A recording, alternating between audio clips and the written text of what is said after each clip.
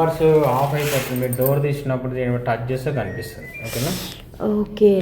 Lock symbol ఉన్నప్పుడు setting change అని కుదరదు. ఫస్ట్ అన్లాక్ చేయాలి. 3 సెకండ్స్ ప్రెస్ చేసి పట్టుకుంటే అన్లాక్ అయింది. ఓకేనా. ఆటో సెట్లో లైట్ ఉంటే కూడా చేంజ్ అని కుదరదు. ఆటో సెట్ టచ్ చేసి వెళ్ళిపోతుంది.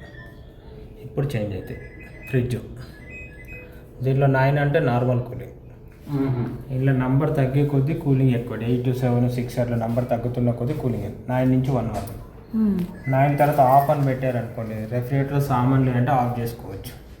ఏంటండి ఆఫ్ అని పెట్టారనుకోండి, ఇందులో సామాన్లు అంటే ఫ్రిడ్జ్ ఆఫ్ చేసుకోవచ్చు. ఓకే. దీంట్లో 1 అంటే ఎక్కువ. ఓకేనా. ఎంత కావాలో పెట్టుకోండి.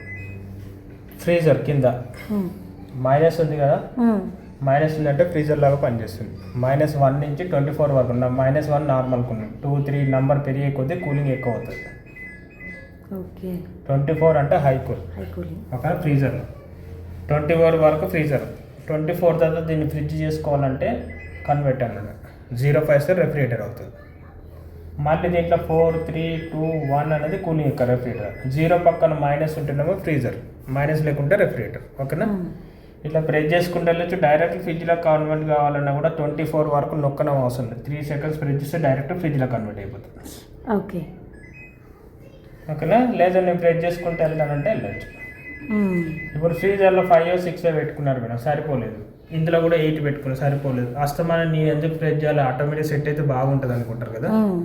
ఆటో సెట్లో పెడితే రూమ్ టెంపరేచర్ బట్టి ఆటోమేటిక్గా అదే సెట్ చేసేసుకుంటారు. ఫ్రీజరు రెఫ్రిజిరేటర్ అదే కన్వర్ట్ అవుతూ ఉంటుంది. ఒకవేళ మీరు ఫ్రిడ్జ్ చేయాలన్నా లేదా 18 degrees ఎక్కువ అనిపించి తక్కువ అనిపించిందంటే ఈ ఆటో సెట్లు ఉన్నంతసేపు చేంజ్ అని కుదరదు.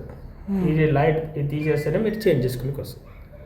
ఆల్రెడీ ఫంక్షన్ ఎప్పుడైనా ఊరు వెళ్తున్నారంటే 3 సెకండ్స్ ప్రెస్ చేసి పట్టుకోండి, ఆటో సెట్కి వచ్చేస్తుంది. ఇక్కడ అంబ్రెల్లా సింబల్ వచ్చింది కదా.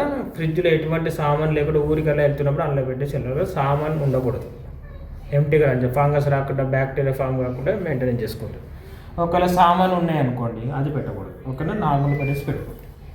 దీంట్లో ఫాస్ట్ కూలింగ్ కావాలంటే పవర్ కూల్. ఫంక్షన్స్ గెస్ట్లు వచ్చినట్ల ఒకవేళ ఫ్రీజర్లో కూడా కావాలంటే కూడా పెట్టుకోవచ్చు. ఇది ఎమర్జెన్సీ కోసం, అవసరం అంటే అవసరం. సైడ్లో వేడి అనేది కంగారు పడుతుంది. ఓకేనా. ఫస్ట్ 2 yearsలో ఏ ప్రాబ్లం ఉన్నా ఫ్రీగా ఉంటుంది. 10 yearsలో కంప్రెసర్ వాడండి. ఓకే.